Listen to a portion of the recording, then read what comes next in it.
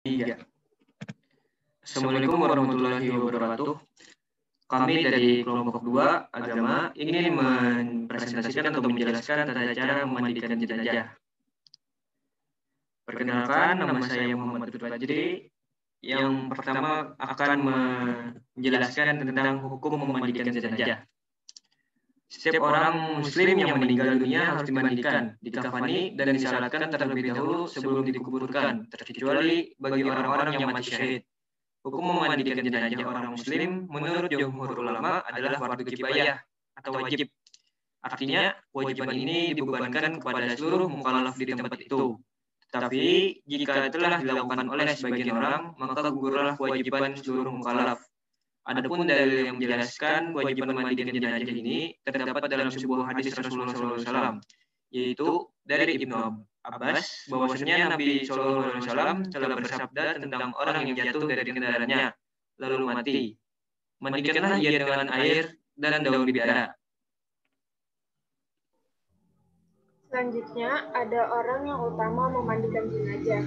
Yang pertama, untuk mayat laki-laki, orang yang utama memandikan dan mengkafani mayat laki-laki adalah orang yang diwasiatkannya, kemudian bapak, kakek, keluarga terdekat, muhrimnya, dan istrinya. Kedua, untuk mayat perempuan, orang yang utama memandikan mayat perempuan adalah ibunya, neneknya, keluarga terdekat dari pihak wanita, serta suaminya.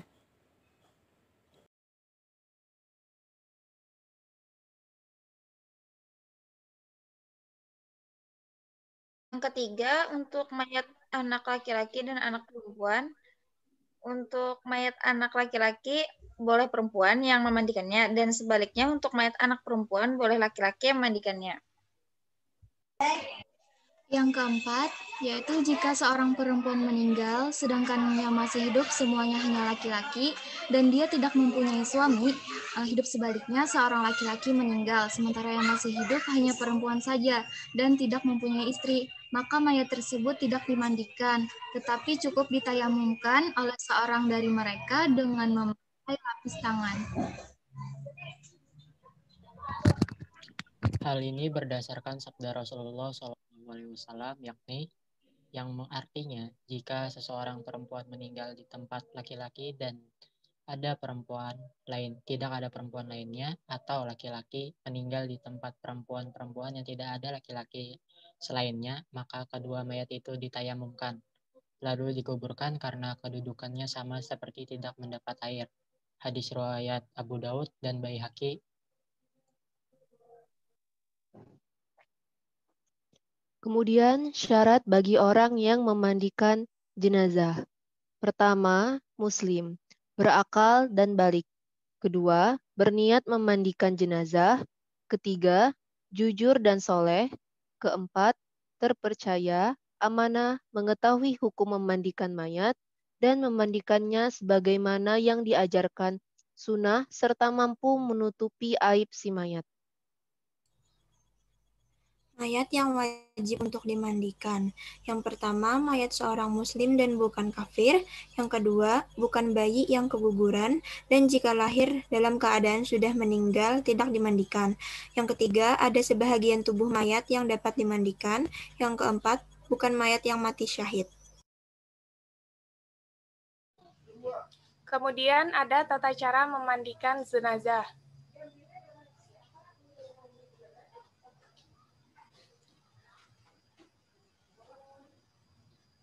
Perlu diingat, sebelum mayat dimandikan, siapkan terlebih dahulu segala sesuatu yang dibutuhkan untuk keperluan mandinya. Seperti 1. Tempat memandikan pada ruangan tertutup. 2. Air secukupnya. Sabun, air, kapur barus, dan wangi-wangian. Yang ketiga, sarung tangan untuk memandikan. Yang keempat, masker apabila diperlukan. Yang kelima, potongan atau gulungan kain atau kapas kecil. Yang keenam, kain penutup atau basahan, handuk, dan lain-lain.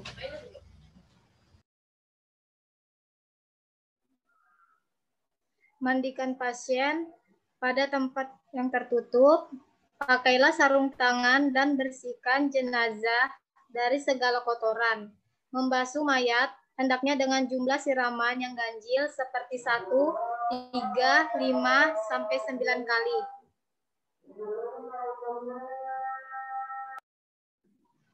Setelah dibasuh, mayat dibantu untuk didudukan dengan posisi tidak tegak tapi sedang bersandar atau miring sedikit. Lalu diurut-urut perutnya dengan gerakan ke bawah secara perlahan sehingga kotoran yang ada di diri si mayat keluar.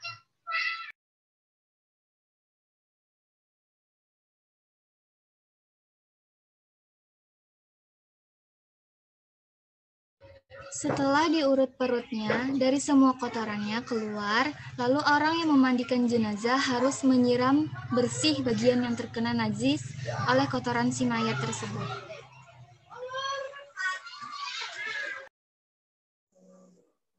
Setelah dibersihkan, maka mayat wajib diwudukan.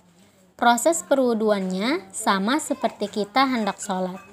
Bedanya, pada saat kita membersihkan mulut si mayat, kita boleh menggunakan jari atau sikat gigi dengan catatan air tidak boleh dimasukkan ke mulut dan lubang hidung si mayat.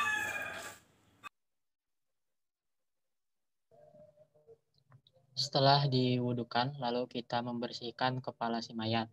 Setelah bagian kepala bersih, kemudian kita membersihkan bagian kanannya terlebih dahulu menggunakan sabun atau sampo.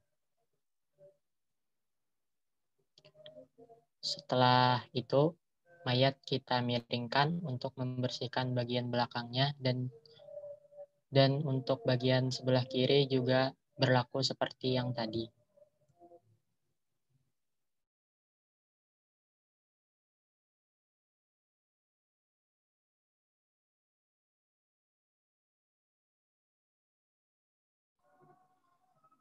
Kemudian kita menggunakan sabun sulfur untuk membersihkan badan mayat sehingga tampak bersih dan membasuhnya.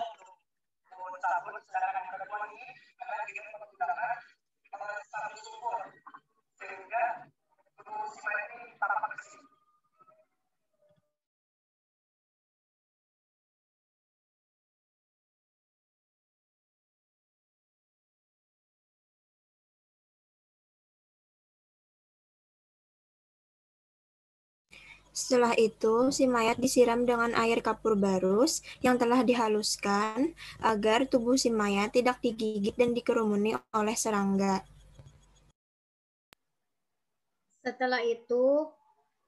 Setelah disiram dengan air kapur barus, lalu mewudukan lagi si mayat sehingga dalam kondisi bersih.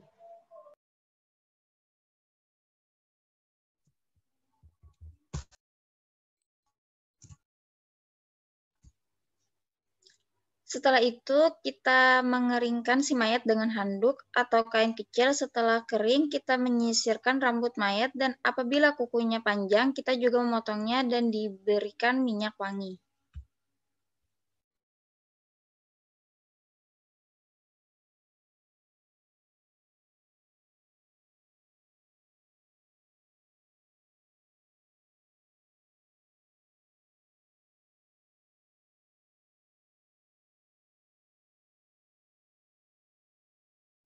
Baik, jadi itulah presentasi atau cara pemandian jenazah dari kelompok kami.